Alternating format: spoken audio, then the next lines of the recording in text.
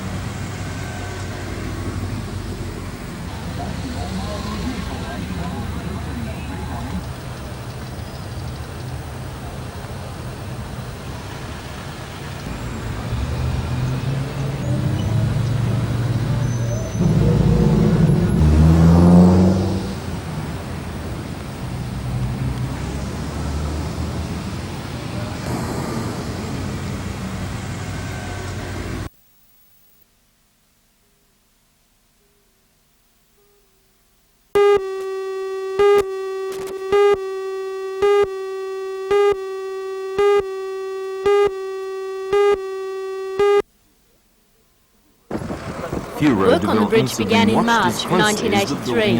The bridge will serve northbound traffic on the Pacific Highway as it crosses the Hunter River at Hexham. Access to the bridge is via 2 feeder ramps, one from Newcastle and one from Maitland. At 10 a.m. today, the State Minister for Roads, Laurie Brereton, and the Federal Minister for Transport, Peter Morris, will open the Newcastle ramp, allowing traffic onto the bridge for the first time. Traffic from Maitland will continue to use the old bridge, which will service two-way traffic until June, when the Maitland feeder is due to open. The bridge cost $26 million to build, 10,200 cubic metres of concrete and 2,800 tonnes of steel were used in its construction. For travellers, it will provide a safer and quicker route through Hexham, reducing traffic jams and the time it takes to travel north. Cast in place.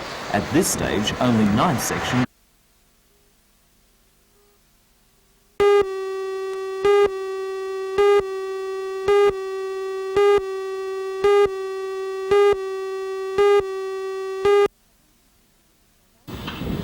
Carrington Slipways is one of the biggest shipbuilding outfits in Newcastle. It builds everything from your Manly ferry to ships for the Navy. But work ground to a standstill more than a week ago over the issue of casual labour. Unions such as the Federated Iron Workers and the Amalgamated Metal Workers Union felt that the Slipways were substituting dollars for conditions. The dispute comes at a time when Newcastle is pushing hard its reliable industrial relations record, with some people, such as the Submarine Task Force, even hammering the point home in the national press. Today, the Slipway workers agreed to return to work after management agreed to limit the continuous hire of casuals to 4 weeks at a time. But it's talk of a new industrial relations agreement with set dispute settling procedures, which is particularly interesting. According to production manager Bob Tisdall, although the plan is still in its infancy, it may go a long way in ensuring that Carrington Slipways has the kind of industrial relations record and productivity that Newcastle needs. We've had to bring forward a program that was originally planned to take several months to bring into being. We really haven't defined in definite terms the framework, other than to say that in the shipbuilding industry agreement there is effectively a framework that involves consultation, employee involvement in the sorting out of better work practices, better work procedures, and attitudes within the workforce. And so are the men going to have input into this? Definitely. That's the whole aim, is to involve the total workforce in the future of the yard.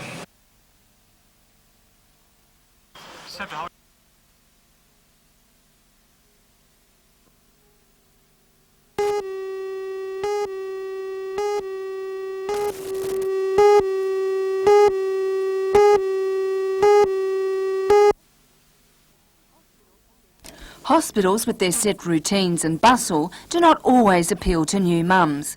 Many prefer to recover from the birth of their child at home. This is one of the reasons why an early discharge program for Newcastle's maternity patients was established. Women are visited at home by a trained midwife. In the Newcastle area, programs are organised at the Mater Hospital and at Western Suburbs and Belmont hospitals. According to the Mater's Assistant Director of Nursing, Anne Saxton, the program is proving very successful. We're surprised by the participation so far. It has been much more than we expected. Westmead in Sydney have been providing an early discharge program for some time, and it was very slow to get moving down there, but ours is being very popular so far. Well, that's very good news that everything's going so nicely for you. When will the result Kim Pride from Warners Bay has just had her fourth son. She has opted to take part in the Mater's early discharge program because she finds it easier to sleep at home. She says it's also less disruptive to her family's routine. Each day she is visited by a trained midwife. Yes. The hospitals insist that the women are not thrown straight back into housework and that they have some backup as they recover with their new baby. In this case, Kim's mother has been helping keep her twins and other young son off her hands. Come on. You're good.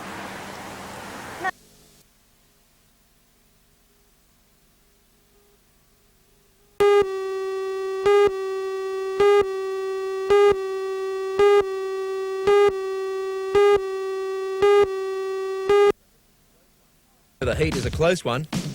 Rumours were flying during the Bells Beach Easter Classic that Mark Richards' long-standing back problem had resurfaced with gusto, causing him to withdraw from the quarter-finals of the Quicksilver trials. There was even talk that Richards was seriously considering retiring. But according to Mark, his back was feeling really good during the trial. Nothing actually happened to me back down there. All the stories in the newspapers were completely made up, and the quotes that I was quoted as saying I didn't speak to one journalist at all. Basically the story was I had to surf in the Quicksilver trials, which was the elimination event for the Rip Curl Bells Pro, and I had to surf in one heat in the Quicksilver trials to get through to the main event, and I surfed in that heat and got through. And then I chose to pull out of the rest of the trials, which they continued down to find a winner, because I wanted to concentrate on surfing in the main event. Mark also scotched rumours that he is set to retire. He says he will continue to take part in a selected number of events on the professional circuit. Nicky Wood is not yet back in Newcastle and will pick up his trophy for winning the Rip Curl Easter Classic tonight. Mark says Nicky has made history and is definitely world champion material. For a 16-year-old surfer in his first professional event, it was an incredible performance. Like, he made history with it, and it was just amazing. Do you think he's set to be the next world champion or a future world champion? I don't know if Nicky's set to be the next world champion, but I think he's definitely set to be a future world champion, and I think he'll win a lot of tournaments around the world. I think what his plan is for the next year or so is only to compete selectively in the Australian events and some of the overseas events, and then maybe in a year or two go on the circuit full time.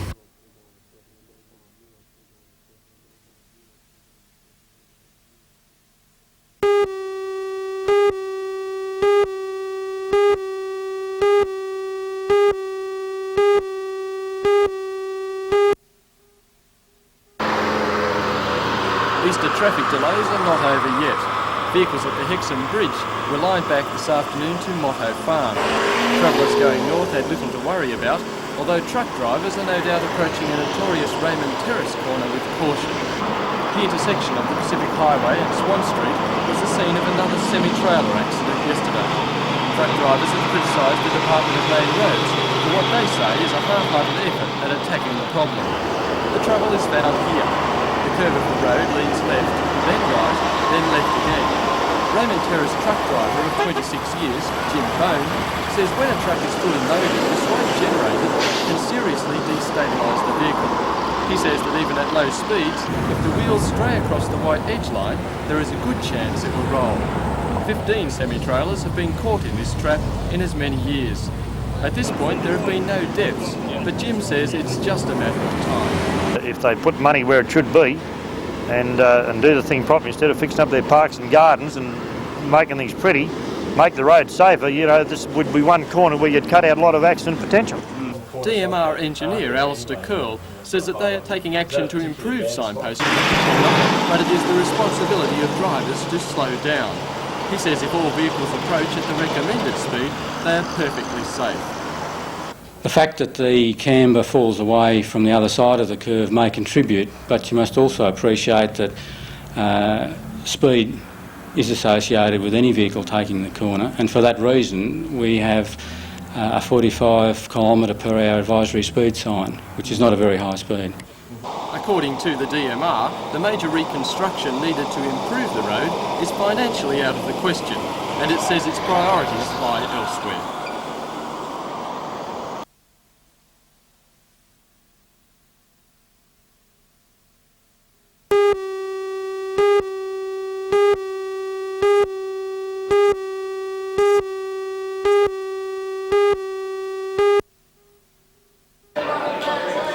As Mr. Carrington strode into the lion's den of the Singleton Civic Centre, he was keeping a promise he made to Hunter Valley dairy farmers 12 months ago, to return to the region when the Carrington Dairy Plan was in place. But the events of the last few days overshadowed the proceedings. At the moment, a group of rebel Victorian farmers is selling their product in Jules food stores up to 10 cents a litre cheaper than the local milk. The dairymen want Mr. Carrington to stem the flow of the cheap Victorian product into the New South Wales market because they see the sales as a threat to their livelihood. But Mr. Carrington says he doesn't have the constitutional power to intervene, that the trade war is a state affair and the industry should resolve the problem itself. But the industry and the states agree that they would levy and try and balance up the incomes of producers, one's producing for the manufactured export market and one's for the higher paying domestic liquid market. It is a handful of producers that are putting that at risk. So what would your advice be to Hunter Valley dairy farmers now? I'd advise them to stick with their government, but as a Commonwealth Minister I don't want to take too strong a position one way or another or get into the bickering between New South Wales and Victoria. But measures are already being taken. New South Wales Agriculture Minister Jack Hallam is withholding about $20 million in milk levy payments from the Victorian dairy farmers in a bid to make them reconsider the sales. Meantime, Chairman of the Hunter Valley Dairy Company, Peter Doyle, says the campaign to resolve the issue will continue. We have to address the issue. We have to make contact with the Victorians and let them know what our problems are and listen to their side of things, but we've got to do something to stop this senseless bickering between the two lots of dairy farmers. Although Mr. Carrington told farmers today that the milk trade debate was more of a state issue than a federal concern, he did reassure them that the matter will be raised at the next Agricultural Council meeting, and that's likely to be held in June.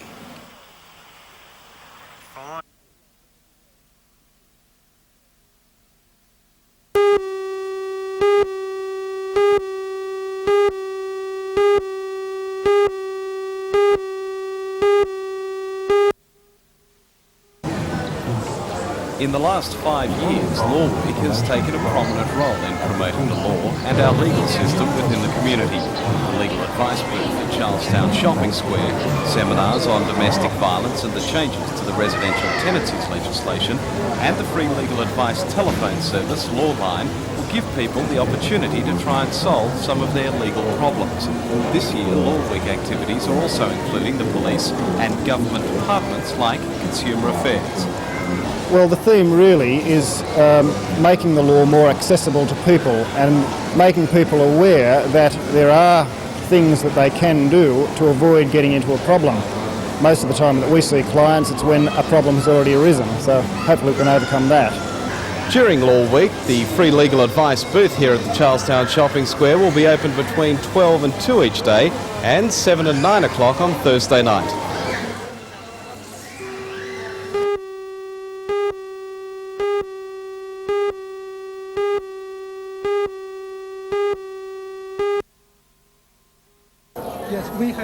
special guest at last night's opening ceremony was the Vice Consul General of China, Chang Guipua. As he met with Newcastle's Lord Mayor and Deputy Lord Mayor, the relations between the two cultures were strengthened as the Newcastle and Hunter Valley Chinese Association was officially launched. Although only a newly formed group, the association has already nearly 700 members. But with an estimated population of 10,000 Chinese scattered across the region, it's hoped that the membership will soon rise. And just when everyone thought the celebration was over, it was about to begin with a big bang.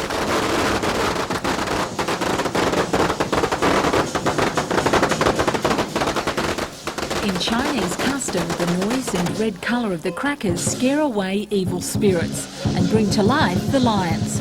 The lion is considered by the Chinese to bring good luck, and the opening of the eyes symbolises a new beginning. As Vice President of the Association, Albert Chan explains, the new centre in Hunter Street will be open to all, in an effort to bring the different cultures closer together. There are lots of festivals in the Chinese custom, and a lot of them has been forgotten by the second, third, fourth generations in Australia or overseas. So we would like to revive that, reintroduce them to the Newcastle people, to let the Australian people have a better understanding of our culture.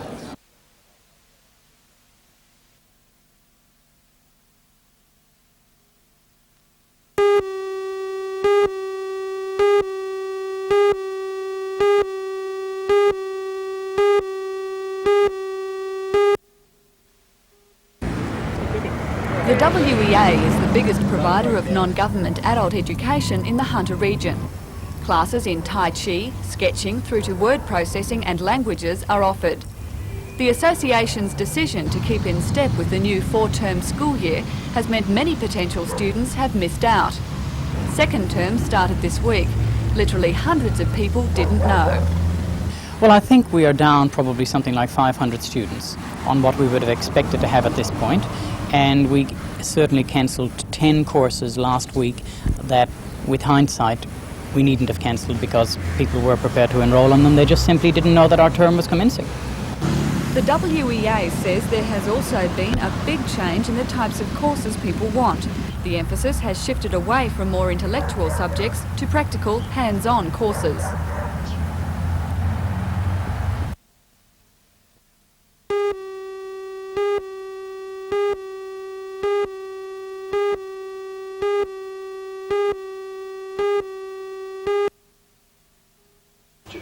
For John Brown, Malcolm Clark, Keith Hungerford, Gary Reid and Scott Webster, this was the night that they'd worked long and hard for. The recognition of those 4 years of hard work was the annual presentation to building trade apprentices. Each of the 5 young men from 4 TAFE colleges in the Hunter were nominated by their teachers and then underwent a series of interviews. Each received a bronze medallion, and then one was chosen as the 1986 Trade Apprentice of the Year. This time the honours went to 20-year-old John Brown, a carpentry and joinery apprentice from Cardiff. John says the award has increased his self-confidence, and he's sure it will enhance his career prospects. I'll stay in the building industry. Hopefully own my own company eventually. Stay in housing, light commercial work.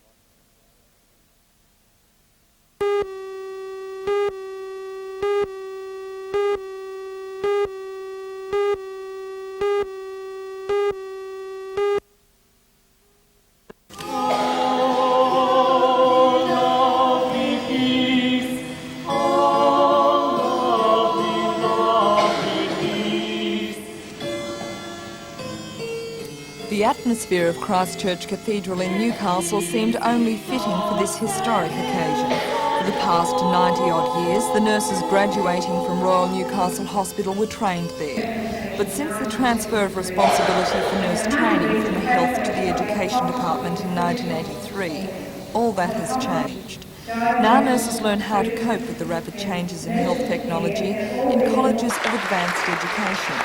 While nursing administrators will admit quietly that this new system has caused serious nurse shortages in our public hospitals, they remain hopeful for the future.